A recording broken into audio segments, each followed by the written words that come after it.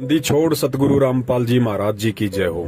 सतसाई भगत जी, आप जी कह रहे हैं कि पंजाब के किसी व्यक्ति ने सतगुरु देव जी की आवाज की जांच करवाई है किसी लैब में, और उस लैब की रिपोर्ट आई है कि संत रामपाल जी महाराज जी की ही ये आवाज है। देखिए भगत जी, इस भक्ति मार्ग को और सतगुरु को जानने के दो तरीके हैं। एक तरीका तो ये है कि आप सामान्य व्यवहार से आप परमात्मा को पहचानने की कोशिश करोगे, और दूसरा तरीका है आध्यात्मिक आधार से, तत्व ज्ञान को आधार बना के परमात्मा को पहचानने की कोशिश करोगे। तो पहले वाले तरीके से, जो कि सामाजिक तरीका है, एक व्यवहारिक तरीका है, उस तरीके से आप जी लाख जन्म में भी संत रामपाल जी महाराज जी को या उनकी भक्ति को नहीं पहचान पाओगे। और दूसरा तरीका है आध्यात्मिक तत्व ज्ञान वाला, केवल उसी से परमात्मा की पहचान होती है, दूसरा कोई तरीका नहीं होता है। आप बेंगलोर की जिस लैब की चर्चा कर रहे हैं कि वहां से रिपोर्ट आई है कि हिसार जेल से जो ऑडियो आई है और जो संत रामपाल जी महाराज जी के सत्संगों वाली आवाज है, दोनों एक ही हैं। भगत जी, इस भक्ति मार्ग में हर व्यक्ति के अपने अपने विचार होते हैं, अपने अपने मत होते हैं। मत वैसे एक ही चलता है इसमें परमात्मा का, लेकिन जिस व्यक्ति ने जितना इस मार्ग को समझा है उस हिसाब से दास बात कर रहा है कि भक्ति मार्ग पे सतगुरु के सत्संगों को समझने के बाद में हर व्यक्ति के अपने अपने मत होते हैं। क्योंकि परमेश्वर कहते हैं, जिसकी जितनी बुद्धि उतना दे बताए, उसका बुरा मत मानियो अधिक कहां से लाए। और परमात्मा की वाणी भी है कि जेता घट तेता मता घट घट सोच विचार। तो भगत जी, यहाँ सबके अपने अपने मत हैं, सबके अपने अपने विचार हैं। कोई किसी प्रकार से भी सोच सकता है, किसी की सोच पे कोई भी प्रतिबंध नहीं है। और जिस लैब की आप बात कर रहे हैं भगत जी, ये आप तो बेंगलोर की बात कर रहे हो बड़े भैया, मैं आपको दुनिया की सबसे बड़ी लैब की बात बताता हूँ। जो दुनिया की बड़ी बड़ी लेबोरेटरी हैं, जिन्होंने शोध किए और कई वर्षों के बाद उन वैज्ञानिकों ने उन्हीं लेबोरेटरीज में शोध कर करके, गहन अध्ययन कर करके, दुनिया भर के प्रपंच लगा लगा के उन्होंने ये निष्कर्ष निकाल दिया और पाठ्यक्रम की पुस्तकों में लिख दिया कि इंसान की उत्पत्ति बंदर से हुई है। क्या कहा उन लेबोरेटरीज ने? कि इंसान की उत्पत्ति बंदर से हुई है। अब आप बताइए बड़े भैया, एक तरफ तत्व ज्ञान कहता है, अध्यात्म कहता है कि इंसान एक अलग योनि है और बंदर एक अलग योनि है, और ये आपकी लेबोरेटरी, आपके वैज्ञानिक कह रहे हैं कि इंसान की उत्पत्ति बंदरों से हुई है। और फिर आप कहते हो कि बेंगलोर की लेबोरेटरी ने साबित कर दिया कि हिसार जेल से आने वाली ऑडियो और संत रामपाल जी महाराज जी के सत्संग दोनों सेम है। अब इससे ज्यादा मैं कुछ नहीं बोलूंगा भगत जी।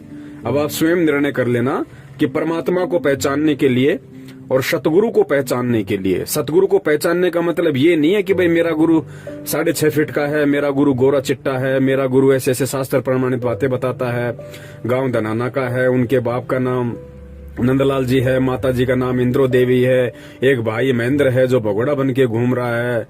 ये सतगुरु को पहचानने का यही फॉर्मूला नहीं होता भगत जी। सतगुरु को पहचानने के लिए तत्व ज्ञान वाली आंखें चाहिए भगत जी।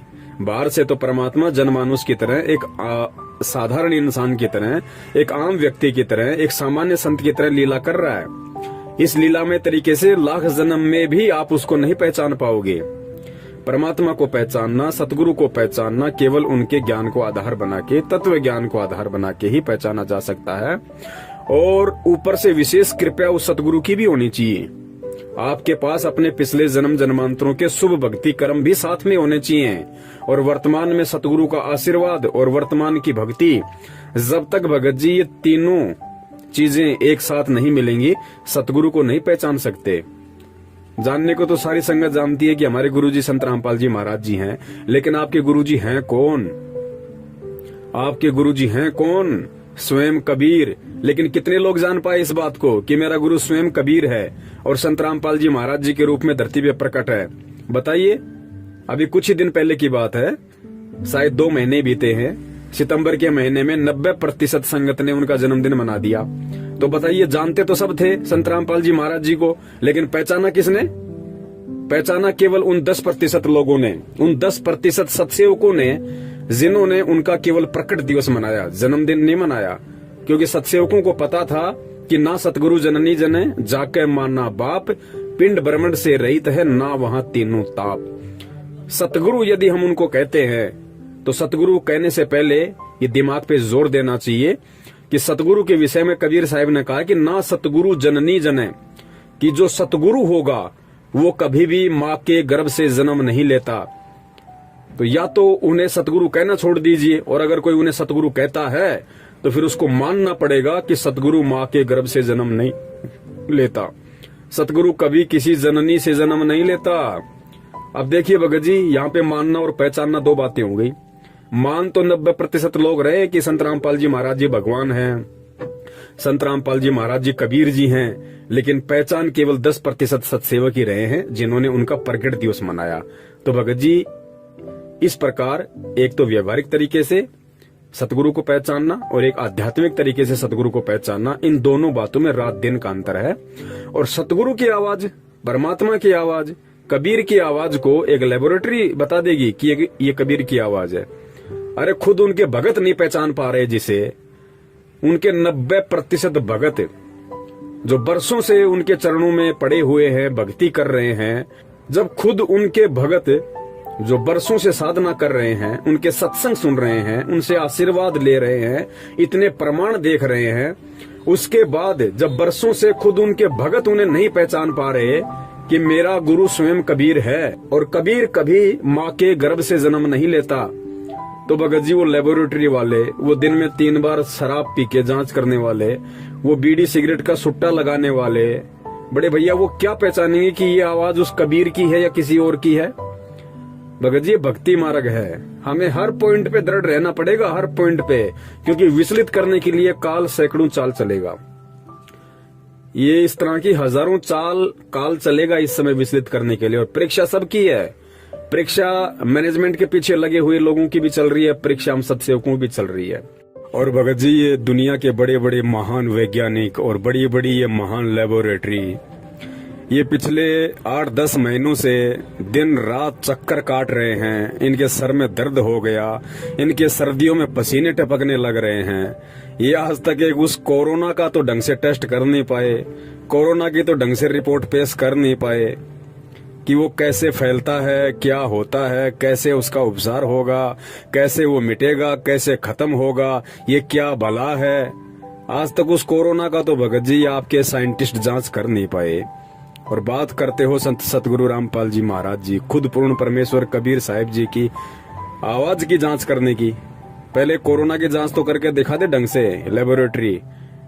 सतगुरु का तो बहुत लास्ट में नंबर है, दुनिया खत्म हो लेगी उस समय तक। तो जब सतगुरु की जांच की बात आएगी ना, अब कौन कर देगा जांच सतगुरु की? भाई बता दीजिए, कौन कर देगा?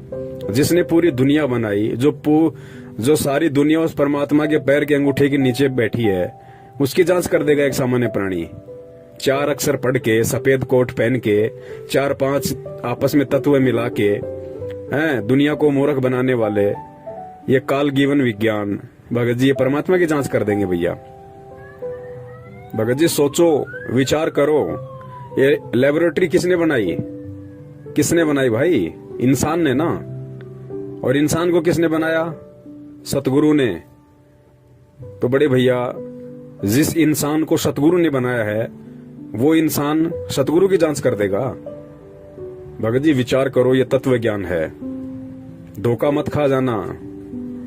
काल हर तरीके से झकझोर के देखेगा। एग्रीमेंट है परमात्मा का और काल का, दोनों का। परमात्मा ने अपना ज्ञान दे दिया, खुला छोड़ दिया, अब काल की बारी है। काल ने कहा था परमात्मा, आप केवल उसी को स्वीकार करना जो आपका ज्ञान समझ के चले, और जो आपका ज्ञान ना समझे वो मेरी हद में। तो भाई काल अपने अपनों को छांट रहा है जो काल की हद में है, जो अभी सतगुरु के ज्ञान को समझ नहीं पाए, सतगुरु को सतगुरु नहीं मान पाए, भगवान को पहचान नहीं पाए, काल उनको छांट रहा है, उनकी छटनी कर रहा है और फिर उनसे कुकर्म करवा के अपने पाले में ले रहा है। यही परमात्मा से दूर होना है।